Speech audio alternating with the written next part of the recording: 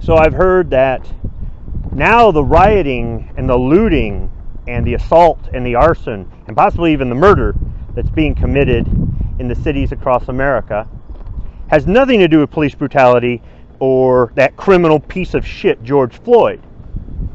What it has to do now with is with reparations. Here we go with the whole reparations thing again. I want to pose this question to you: if you are actually truly the descendant of a slave, whether it's generations of slave or somebody who was a slave for a year, how would you feel if they found all the descendants of the slave owners and they told these people that they were going to get reparations because the United States government violated the Fifth Amendment by freeing their slaves, taking their property, and not properly compensating them for taking their property, because the Fifth Amendment says the government cannot seize your property without properly compensating you for it? You wouldn't like that, would you? Well, that's exactly what it sounds like when you're asking for reparations for slavery. That was so long ago.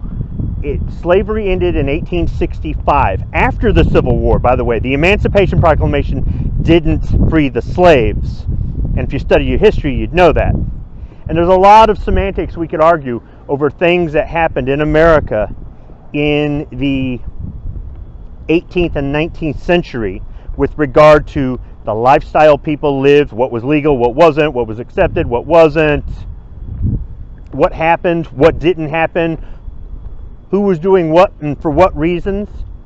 But this country was founded on the sacrifice of a lot of people. Good people, bad people, rich people, poor people, free people, and slaves. And their sacrifice has given us the greatest country on the earth, has given us all a place to live and raise our family in relative safety with probably the most prosperity of any country on this earth. So, if you want reparations, I want you to look at it like this. If your descendants were actual slaves, their sacrifice has put you in a position today where you can live here. Their sacrifice has helped build this country that you should say that you love because you're an American. We're all Americans.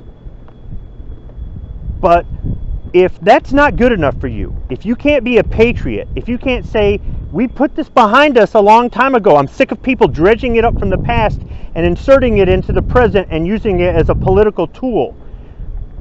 I'm sick of people using it as an excuse to commit crime. I'm sick of people using it as an excuse to divide us as Americans, even though we're all individuals, to divide us so they can control us. And you just put it to rest and say, let's put it behind us and let's move forward. That was so long ago. Okay? If that's not acceptable to you, then here's my compromise. We're going to give you reparations. Here's my reparations for you. We're going to renounce your American citizenship and give you a one-way ticket to any country in Africa of your choice. Any country. Doesn't matter where. You get a one-way ticket. You're not coming back. If you want to come back, you're going to have to immigrate legally. And that's a pretty big body of water to cross to get back here. I don't care how big of a badass you are in your ghetto. You wouldn't last 5 minutes in a city in Africa. I should know. I've been there. The thugs that are over here that seem to think that they're owed reparations and seem to think that they should be allowed to get away with crime, they want to defund the police so they can just continue to get away with crime with no consequences.